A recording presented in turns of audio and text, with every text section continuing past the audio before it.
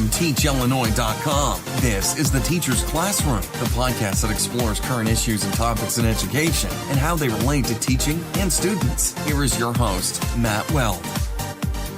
Hello and welcome to episode 9 of the Teacher's Classroom podcast. Today we will be talking about media literacy with Julie Smith. If this is your first time listening, thank you so much for joining us, and be sure to subscribe so you will be notified of any new episodes. The Teacher's Classroom is produced semi-monthly and is supported by the Illinois Area 5 Regional Offices of Education. Information about the podcast can be found at www.teachillinois.com, an online professional development platform.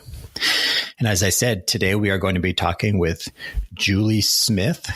Julie teaches at the School of Communication at Webster University in St. Louis, where she teaches media literacy and media-related courses. She is the author of the book, Master the Media: How Teaching Media Literacy Can Save Our Plugged-In World. And she travels nationally and internationally, speaking on the importance of critically consuming media messages and being aware of how the media impacts our world. So good morning, Julie. Hi, Matt. Thanks so much for having me. This is great. I know we've known each other for a while, but it's great to be able to, connect. And I know you're coming to the Directions Conference in less than a month. I know. I just realized this morning that it's right around the corner. So, but back to the topic of media literacy, can you just give us an idea of a good working definition? You know what, Matt? It's almost easier to talk about what it's not. Because a lot of people assume that it's media bashing. And although there are parts of the media that are certainly worth bashing, right? That's not necessarily what it is. It's also not ed tech, because I've had teachers say, well, I teach media literacy. We have iPads in my classroom.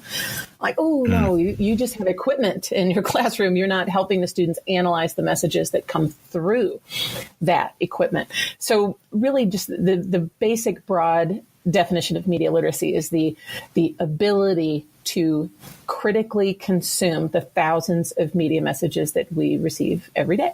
So we don't hate the media. We analyze the heck out of it. And we understand its role and process and function, and also how it impacts society and ourselves as a whole. So it's cross-curricular, which is a feature and a bug, but I think it's a 21st century survival skill, Matt, because our media consumption is not going to decrease, right? It's only going to continue to increase. And so we really need to help students understand where they fit in this media landscape and what it all means.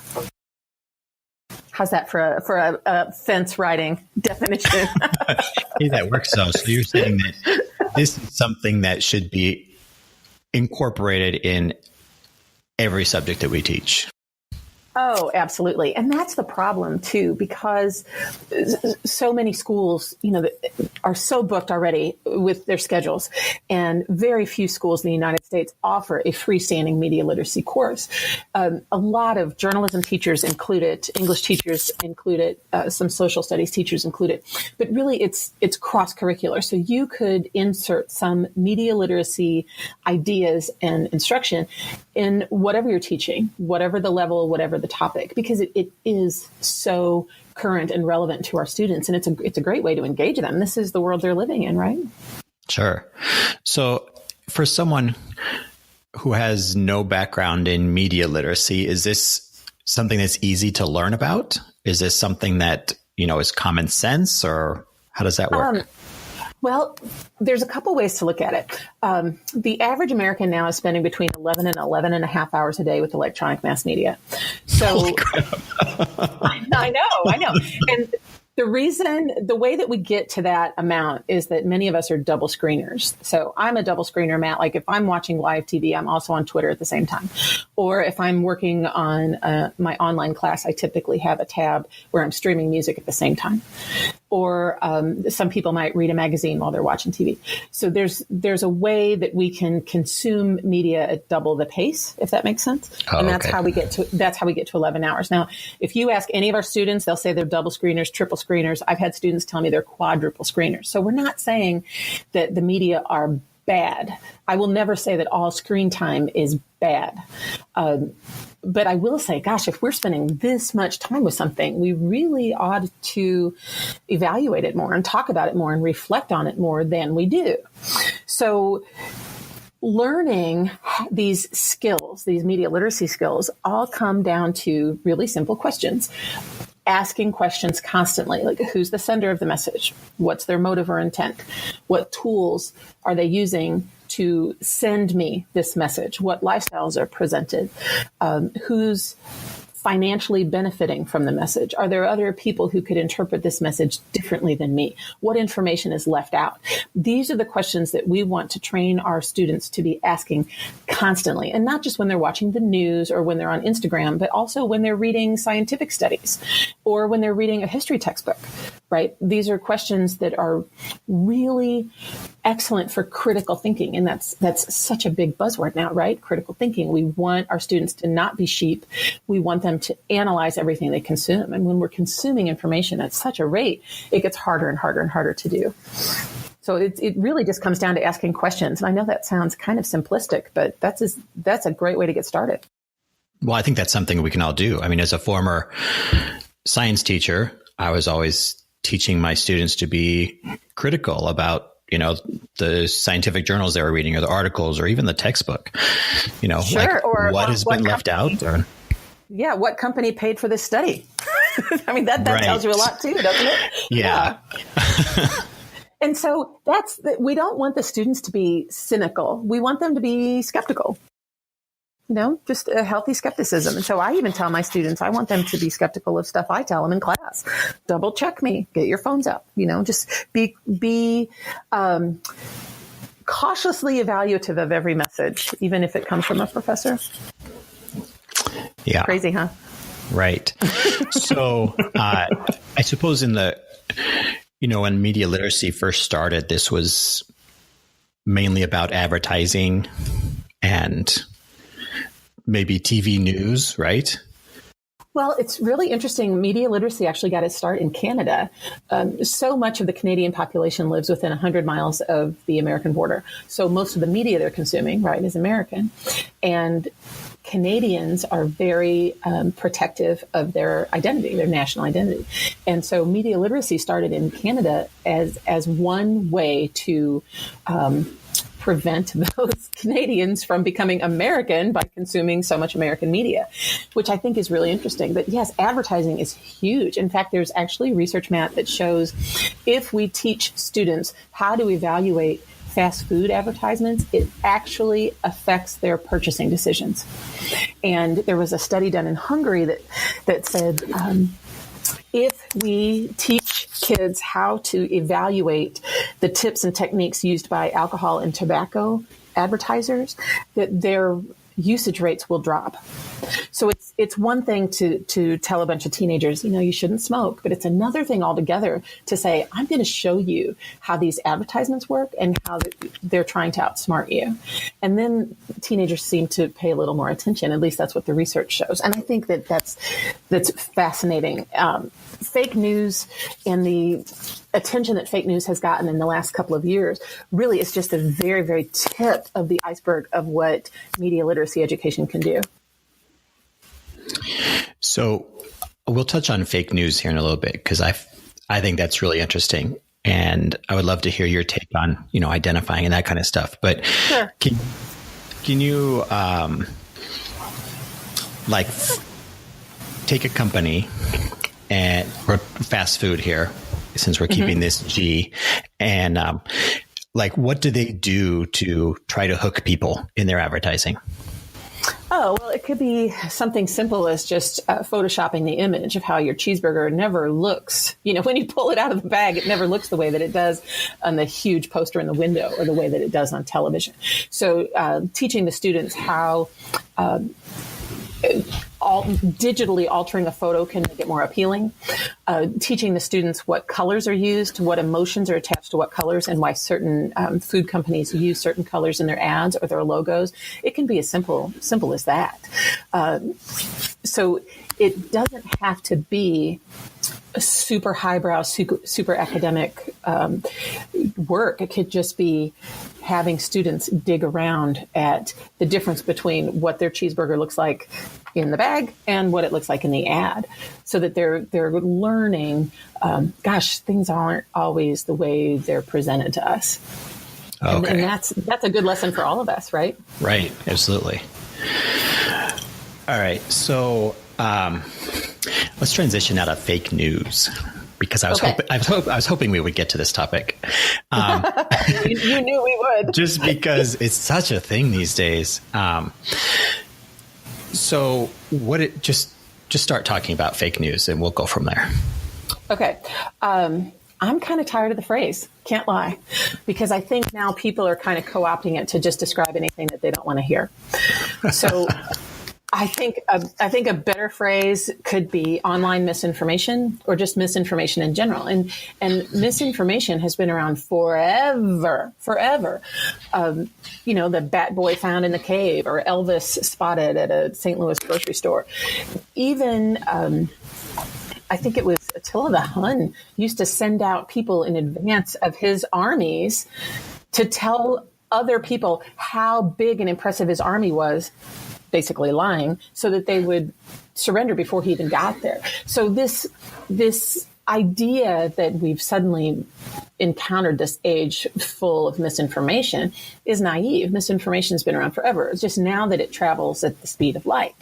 And you and I have as much capability to create something that looks professional as someone from CNN and the New York Times does. So the barriers to news production no longer exist. Trust in the regular mainstream media is at an all-time low. And we tend to believe the worst of people who vote differently than we do. So this is a perfect storm of how online misinformation, whether it's deliberate or not, can really influence people's impressions and their perception of the world. So the information, online misinformation has been around as long as the internet has been around.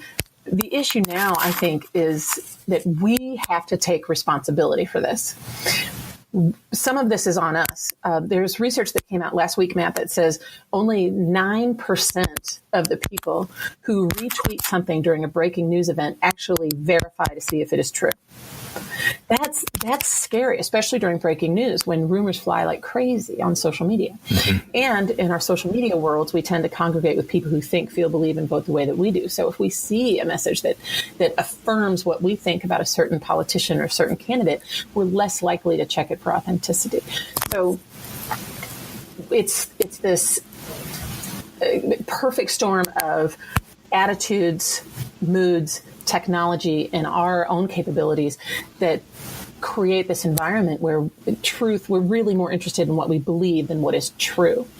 And the problem, I hear some people will say, well, the government needs to regulate it. Well, I'm kind of a libertarian. I do not trust the government to tell me what's real and what's not. I also don't trust corporations to tell me what's real and what's not. My dear friend Don Goebel says the best internet filter exists in between our ears. And that requires work. And that's a big hurdle for a lot of people to take that time to verify information that they see online, especially if they like the message. Right. So that's the challenge, right? So your advice would then be to slow down and ask those critical questions that you were talking about earlier about verifying the news source and who's really relaying the message and that kind of thing. Right. And you know what? Matt, I think you and I are kind of the same age, at least the same generation, where we grew up trusting the mainstream media. The mainstream media was something that we had faith in. And now our students don't even, when I use the phrase mainstream media, they just stare at me and blink. They have no idea what I'm talking about because they get their news from Snapchat and Huffington Post and BuzzFeed and Mashable. Those are their news sources. They didn't grow up with a Walter Cronkite like I did. Mm-hmm. So it's very interesting for them. Their level of trust in quote unquote news sources is much different than mine was when I was growing up. So one of the things that we talk about in my classes is that when you see something that generates a really strong emotional response, that's usually a clue that you need to double check that message. If the message comes across in all capital letters, if it comes with 17 exclamation points, you need to double check. So yes, check the source. Google to see if what event they're talking about is actually happening. Usually, I find it interesting that so many people will share memes and reports during breaking news without asking yourself, if this was really happening, why wouldn't CNN be talking about this? Why wouldn't the New York Times be talking about this? I think it's important that we teach the students that there is kind of a credibility hierarchy. And just because they see it, doesn't mean that it's necessarily true. There's an interesting phrase that this professor in Rhode Island, her name is Renee Hobbs, and she's kind of the wizard of media literacy in the United States. She uses a phrase called performative sharing. And what that means is that when breaking news is happening, we like to share things as an act of performance, as a way of making us look like we're really in the know and that we know something that nobody else does. And in many cases, what we're sharing turns out to be false. So you want to check to see if other sources are talking about this particular story. You want to give your emotions a check to see if you've had a strong emotional reaction to a story. That's probably a red flag. You want to look at the grammar and the punctuation. That's also a red flag. You want to use sites like Snopes or Hoaxslayer or Emergent and determine if these stories are actually valid and legitimate. You want to use tools like Google reverse image search to see if the photo that's being presented to you is actually current or what other websites are using that photo. There's so many ways that we can figure out if something's real or not. The problem is, Matt, that it takes time. And, time is something that's very valuable to many people. So it's a lot easier sometimes to just send something off without checking. And that's where the danger happens. Right. Okay. So as a media literacy professional, when something happens like in Fresno last week, and you start getting, your Twitter feed blowing up, what do you do? Well, because I'm really nerdy, I totally study the Twitter feed. And I know that sounds very callous, but that is the first thing I do is I go into full study mode and see who's tweeting, who's retweeting, and what their actual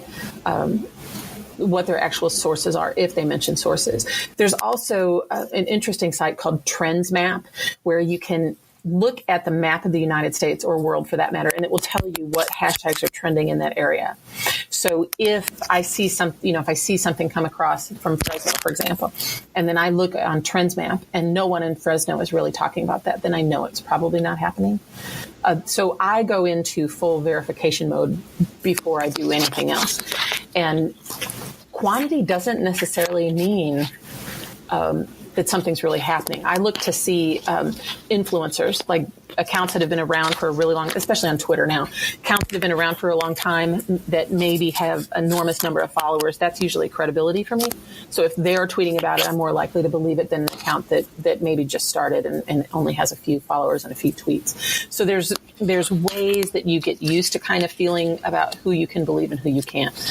But it takes time. So your first step is to go find a credible source. Yes. All right. Yeah, but even the blue check mark. Now remember, even that blue check mark on Twitter doesn't mean that they're necessarily a credible source, because even NBC News got fooled. They tweeted out something after the last airstrikes in Syria. They tweeted out a video claiming that they were videos of the airstrikes, and it was actually from, I think, Chechnya 5 years ago. So even the big guys, even the mainstream media can be fooled.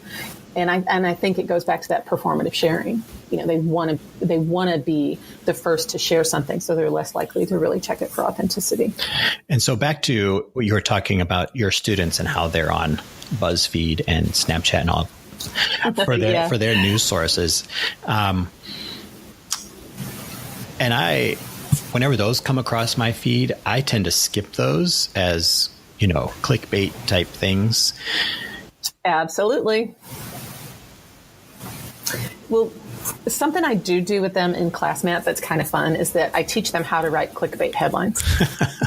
and once, I start class by saying, we are going to talk about the 11 best ways to write clickbait headlines, and you aren't going to believe number 7. And they look at me like I'm crazy, but they get it. So the idea here, and this is kind of subversive, so you have to bear with me. I teach them how to write clickbait headlines so that when they see one, they know exactly what it is. I teach them or show them all of the sites where they can create quote unquote fake news. So I take them to the sites where you can create fake tweets by celebrities, sites like feednews.com where you can create a news story that looks legitimate, or the app Twerker where you can take any mobile news site and just double tap the photo or double tap the headline and change everything and it still looks like it's from that legitimate site. Or a site called like Newsjack or Break Your Own News where they can create these images that look like they're from the New York Times. And once they see how easy it is to create something that looks legitimate, then they kind of see behind the curtain and they understand that not everything they see is going to be legitimate. I mean, that's in my course evaluations, man, that's always something that comes back. That's one of their favorite activities is when they see how easy it is to create something that looks real but is completely fake. And we don't share those out. Because I don't want to add to the stream of junk online, right? We don't share them. But we show them in class, and boy, it is a really fun, interesting day to see the light bulb go on over their head. And once I really feel like once they have created something that's fake but looks so real, they never consume information the same way again. It's that constant little BS detector that I want them to have in their heads all the time. Well, so that's cool that you can do that at the college level, right? Right. Well, there's other things that K-12 teachers could do. They could practice writing headlines that will grab people's attention. They could practice writing different photo captions because, of course, research now says that we don't really read articles anymore. We look at the headlines and we look at the photo captions. So if there's a photo of, let's say a photo of D-Day. Well, someone might write a headline saying that we were invaders. Another person could write a headline that we were liberators. Well, we essentially were both, right? It all depends on point of view. So word choice is so important. It's a great way to help students understand the power of words is what words can you use in this photo caption to make people feel a certain way? What words could you use to make them feel a different way? And then they never read photo captions the same way. So there's little things like that K-12 teachers can do that aren't necessarily the fun subversive stuff I get to do at the university level. But I think the photo option is really fun. Also, this is something that's kind of fun to do, and I did it the first time this year. I put a chart at the front of the room, an XY graph, and had them label it. So at the top they had credible, and at the bottom they had fishy.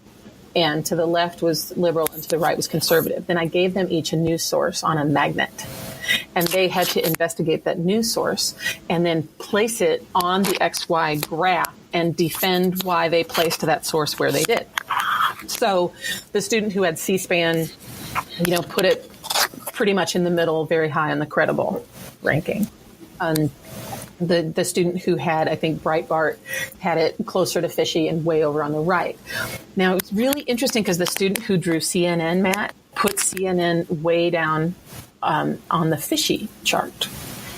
And I said, okay, you have to, defend why you put your news source there. And he had investigated a few days of CNN stories, and he was concerned at how many of the stories used anonymous sources. And he said, I clicked on a corresponding link to a Washington Post article that also used an anonymous source. He said, so that just seems fishy to me. And I thought, oh my gosh, you're right. Like they were getting it. So there's a lot of ways you can get students to interact with the news and study the words, study the photo choices, photo captions, headline, story placement, so that we can figure out how the news is trying to get us to feel about a certain story. Because the big hurdle, Matt, is to help them understand that the news does not, our news media in the United States does not exist to educate, inform, or entertain us. They are in the money-making business. So in most cases, they're going to give us what we want rather than what we need. And I think it was Al Franken who said the media does not have a liberal bias or a conservative bias. They have a commercial bias. And I think that's a great way to look at it, that they're in it for the money. And I know that sounds cynical, but once we process that thought, everything we see in the news makes more sense. So, wow, I guess, maybe I should just go live in a cave or something. Jeez. Well, is there Wi-Fi in the cave, Matt? Can I still tweet? Yes. Well, and that's the thing. Like, a lot of people will say, well, Julie, where should I get my news? And I say, it doesn't matter where you get your news as long as you know where it's coming from. When I read a National Review, I know it's a conservative Catholic magazine. When I read the New York Times, I know it leans left. So you want to get your news from as many sources as possible, and you want to understand the role you play in the economic structure of it all. Well, I think what you said right there is so important, to get it from a whole bunch of different sources. And I think nowadays there are so many sources that they've focused what they produce to a very small subgroup of people. Absolutely. Well, the group that will keep watching, that's the main thing. So, and it's so interesting. I'll have students say, well, the news is biased. And I always say, well, who promised you objectivity? Where is this promise that our news is supposed to be objective? I mean, ideally it would be, but there's no money in that. They need to find their half of the audience and cater to that half. So I get it. But you want to get your news from as many sources as possible. And you also want to understand where those sources are coming from. And that's, I think, the important thing. I also have this weird thought now that sometimes I feel like we would be better informed if we only had 10 minutes of news a day instead of 24 hours. Because then they would be forced to tell us what's really important. And they wouldn't necessarily feel like they have to fill up airtime with unnecessary stories that get constant. Well, and maybe then they would coverage. have time to research, like you said, that NBC video, instead of rushing to, be in the know and up with the latest breaking news. They would actually have time to research and verify sources and everything. Yeah. In today's world, though, Matt, where everything is moving so quickly and they are in so much competition through social media sources, I think that it's almost easier for them to be wrong and apologize. To go ahead and push information out there and then apologize later, because people don't really pay attention to the apologies, and they certainly don't pay attention to corrections. Well, and then they produce so much, it just gets buried anyway, and Absolutely. That's one of the challenges, especially when you get your news from social media, is that the sheer volume is intimidating. So something I've started doing with Twitter, at least, is that I have a curated news list. I'm trying to get better at using lists on Twitter. And I have some news sources that I really trust in that list, and then that's where I go. So I can kind of curate, I guess, for lack of a better term, curate who I follow on Twitter into certain categories to kind of make it easier to find relevant information rather than paging through everything. Because it's daunting. It's daunting. The sheer volume of it is intimidating. Well, right. And that's why, that's a whole Twitter conversation. That's why people don't like Twitter. They feel like they need to read their entire news feed. No, yeah, it's like trying to drink from a fire hose, right? Yeah, so that's why really on Twitter lately, I just follow certain hashtags. That's pretty much it. It's been a long time since I just went through my regular news feed. But I'm a Twitter junkie, an admitted Twitter junkie. Well, at least you realize it, right? Yeah, my name is Julie, and I'm addicted to Twitter. So for teachers, even something as simple as having a discussion about photographs, like pulling something from the headlines and saying, let's read this caption, or even before they even read the caption. Right. And you know what, Matt, it doesn't have to be about news either. It could be about movies. Like why do you think certain things always happen in certain movies? What are the formulas that are used in certain movie genres? Why are certain movies so popular in other countries and others aren't? What is it about franchise films? Or, why are we inundated with franchise films and reboots? What's the role of blockbuster movies compared to other movies and the distribution? You could talk about, how television viewing has changed. That our students rarely watch television programs as they're broadcast on a television set. We stream everything now, right? Very few of my students even own a television. You could also talk about, how are there times when you're on social media and you feel inadequate or that you don't measure up? How does that make you feel? What are your coping skills?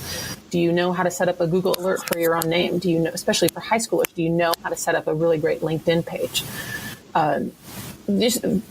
We have to get away from the idea of, social media are bad, media are bad, and more into the coaching of, let us show you how to do this well.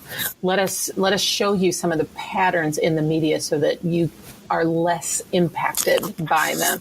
Let's talk about stereotypes. Let's talk about body image. Let's talk about the way women are presented or racial minorities are presented in advertisements. Why is that? So there are 1,000 different things you can talk about in a media literacy course that have nothing to do with the news. That's what's fun. Like this field changes every day, and that's why I think it's so relevant, because this is the world the kids are living in, and they need help navigating it.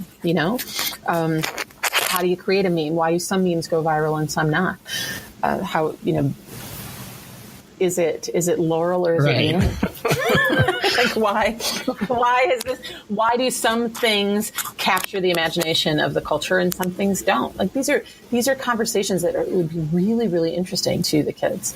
How come we know the name of the shooter in Texas last week, but we don't really know the names of the victims? What role does the media play in celebrating these perpetrators of crimes? What role does celebrity play? There's just 1,000 different conversations. I could talk about this all day. Can we talk about this all day? Well, yeah. Sure, but I don't know that anyone would want to listen to us talk about it all day. So I know. Yeah, you sound like my family now.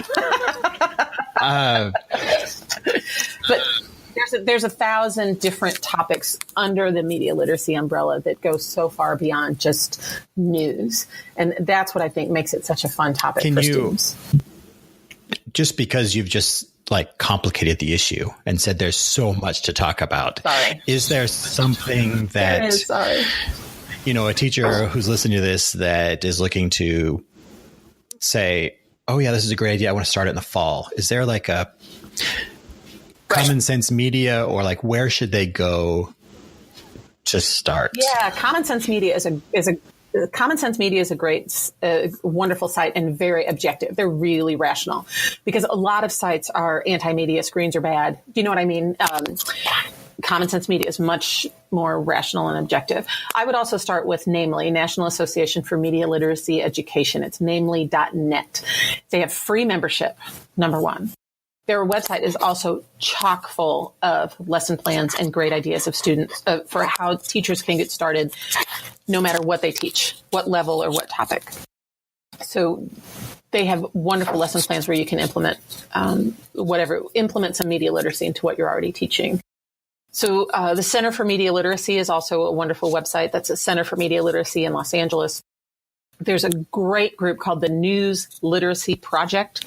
They have a wonderful website and a service called Checkology, which is a tool that students can use to help figure out the legitimacy of news articles. So even if you just use the hashtag media literacy on Twitter, you're going to find all kinds of stuff. I tweeted out a bunch of stuff last night. As a matter of fact, the tools that I use to verify online information. I shared a bunch of media patterns that I've been noticing lately. There's a wonderful community of media literacy people on Twitter who are very active, sharing lesson plans, sharing class ideas, and they use that hashtag. So that's where I would start, would be namely, and then the hashtag. So hashtag media literacy, all one word. Okay. Yes. Yeah. I also wrote a book. Can I shamelessly plug my book? I have 2 kids in college. I have no shame. I understand. So I wrote this book, Master the Media, specifically for parents and teachers to help students and kids figure out how to live in this world, right? So it's not just about news, but there's like a chapter on television, a chapter on advertising, a chapter on the internet, et cetera, et cetera. And the end of each chapter has QR codes that'll lead you to the resources I use in my classroom and with my own kids at my house. The biggest, and I take this as a badge of honor, actually, but the biggest criticism I got about the book, Matt, was that it wasn't academic enough, which was exactly what I was looking for, because I didn't want to write a textbook. This is not a textbook. It's a handbook on how to start your media literacy journey, either with your family or with your students. So that's another option. And I did notice it's on sale on Amazon right now. Another shameless plug. So it's called Master the Media. But I have a friend, Frank Baker. He has a wonderful website. It's called the Media Literacy Clearinghouse, where he has loads of resources for teachers also. And Jerry, the Cybrary Man, also has a media literacy page. So there's lots of resources out there. In fact, I think I might even have some on my website, which is heyjuliesmith.com. heyjuliesmith.com. heyjuliesmith.com. With a name like Julie Smith, you're really limited in domain names. There's also, that's actually how I found out that there's a Julie Smith that writes Western erotica. Yeah. Didn't even know that genre existed, but yeah, we'll just leave that one right there. Well, Julie, listen, it's been great talking to you this morning, and I'm looking forward to your presentations at the Directions Conference coming up next month. It'll be here before we know it. I'm super excited. Oh, my goodness. Yeah. And so for all of you out there, thank you for listening to the Teacher's Classroom, part of the Illinois Area 5 Professional Development and Innovation Initiative. I'm your host, Matt Weld. Please subscribe and share today's podcast with your colleagues. You can follow Teach Illinois on Twitter at TeachILPD, and I can be found at Matthew Weld. You can find and subscribe to the Teacher's Classroom on iTunes, SoundCloud, Stitcher, as well as your favorite podcast apps. I hope you have a fantastic rest of your day, and I'll see you next time right here on the Teacher's Classroom.